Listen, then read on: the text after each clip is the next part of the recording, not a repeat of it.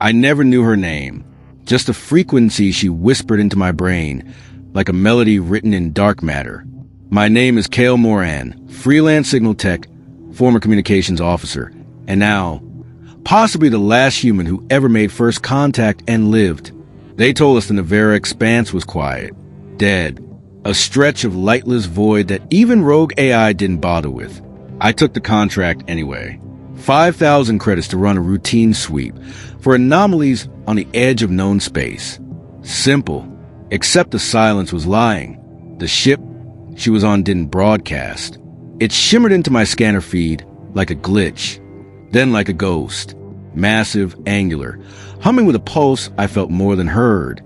The kind of thing the military would nuke first and ask about later. And then I saw her, in the command deck. Through a viewport line in violet light, a figure moved, not in a way people move. There was grace, control, power. She had skin like starlight, reflective and fluid. Her eyes caught mine through a wall of vacuuming glass. Almond-shaped, glowing, not a reflection, a reaction. She was watching me. I should have run, fired up my jump drive and vanished into the dark. But I didn't. I docked.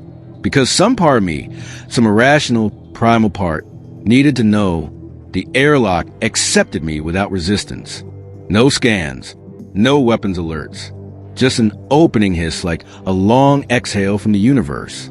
Inside, her ship was nothing like ours. It pulsed, shifted, panels rearranged as I walked. Lights bent around me, reading my fear like a book. And then she appeared. Her voice wasn't sound. It was sensation. Why do you carry broken stars in your chest? I should have run again. I didn't. My mouth moved without asking permission. Regret. She tilted her head, smiled. Her name, she said, wasn't meant for sound. Just call her Velthra. She wasn't a commander or a captain or even a scout. She was a memory construct, part organic, part quantum.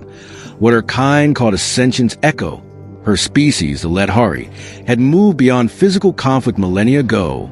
They now mapped sentient thought, collected consciousness like star charts, and cataloged entire civilizations from a single conversation.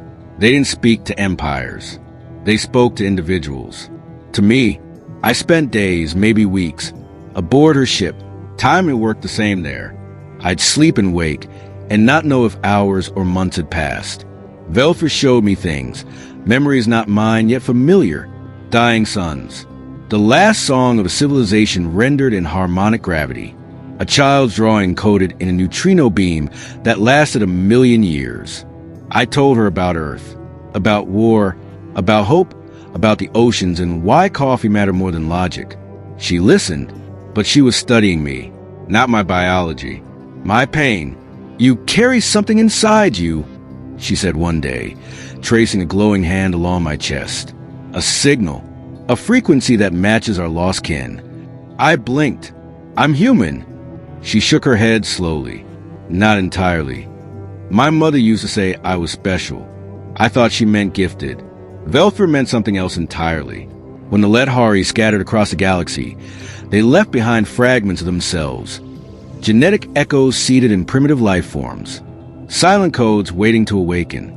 And in me, one of those seeds had bloomed. I wasn't chosen. I was a relay, a carrier. She took me to the heart core, a chamber that felt more alive than any city. It throbbed with a pulse, and when I stepped near, it matched mine. Velthra placed her palm to my temple, and I saw everything. I saw the collapse of her kind, not through war, but grief.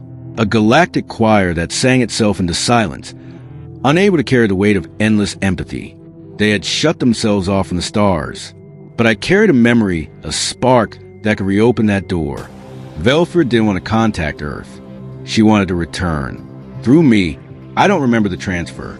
Just light, and the sensation of my mind expanding beyond skull, flesh, name.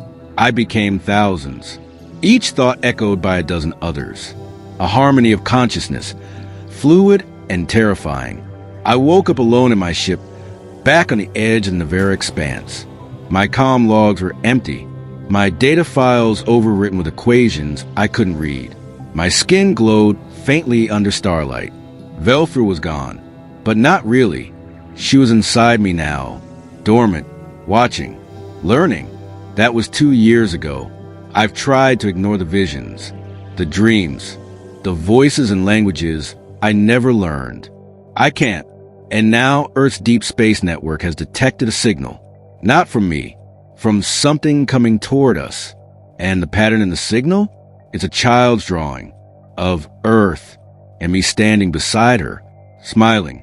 So I'm recording this for whoever finds my ship, because by the time this reaches you, I won't be Kale Moran anymore. I'll be what comes next, and she's ready to speak.